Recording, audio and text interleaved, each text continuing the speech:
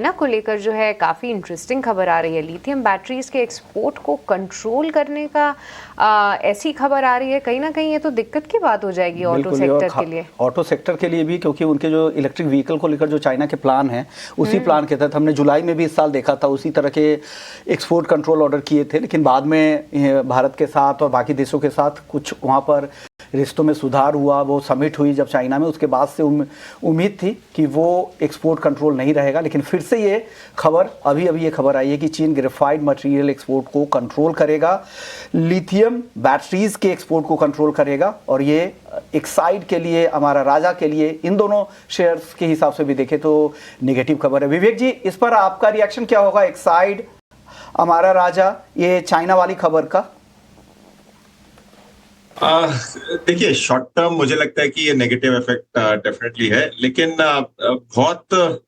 बहुत early opinion होगा ये। और मुझे लग रहा है कि जिस हिसाब से सरकार प्रमोट कर रही है लिथियम बैटरी और जो रिप्लेसमेंट बैटरी है, उस दोनों को, आई थिंक नितिन गडकरी साहब कई बार उस पर बात की है, तो ये स्पेस डेफिनेटली शॉर्ट टर्म में ओवर वैल्यूड है। तो थोड़ा बहुत आप करेक्शन देख सकते हो, लेकिन लॉन्गर टर्म में मुझे नहीं लगता है कि चाइना का कोई बड़ा इम्पैक्ट इधर आने वाला है। और गवर्नमेंट भी बहुत प्रोएक्टिव है। इनफैक्ट लास्ट वीक भी आप अगर देखोगे तो पेपर वगैरह स्टॉक्स पे, नॉट स्टॉक्स, पेपर गुड्स पे वगैरह, ये जो एंटी डंपिंग ड्यूटी है वो सब सरकार मतलब बहुत प्रोएक्टिव है। तो मुझे लगता है कि हाँ, शॉर्ट टर्म यस नेगेटिव है, जो हम लोग ऑलरेडी स्टॉक पे देख रहे हैं। लेकिन medium term to longer term अगर करेक्शन मिलता है तो आपको इस स्पेस में भी निवेश करना चाहिए। शॉर्ट टर्म तो नेगेटिव है ही, और स्टॉक्स भी उस तरीके से रिएक्ट कर रहे हैं। एकाएक डिप आता हुआ दिखा है एक्साइड के काउंटर में, और साथ ही हमारा राजा में भी थोड़ा सा प्रेशर बिल्ड हो रहा है। और हम आपको ये भी बता दें कि जो इंडियन ऑटो कंपनीज हैं, कहीं ना कहीं वो बैटरी पैक बनाना उन्होंने शुरू कर दिया है। कई सारी लिस्टेड प्लेयर्स भी हैं, पर उस बैटरी पैक के लिए भी जो रॉ मटेरियल्स है उस पर भी हमारी इम्पोर्ट डिपेंडेंस काफ़ी रहती है।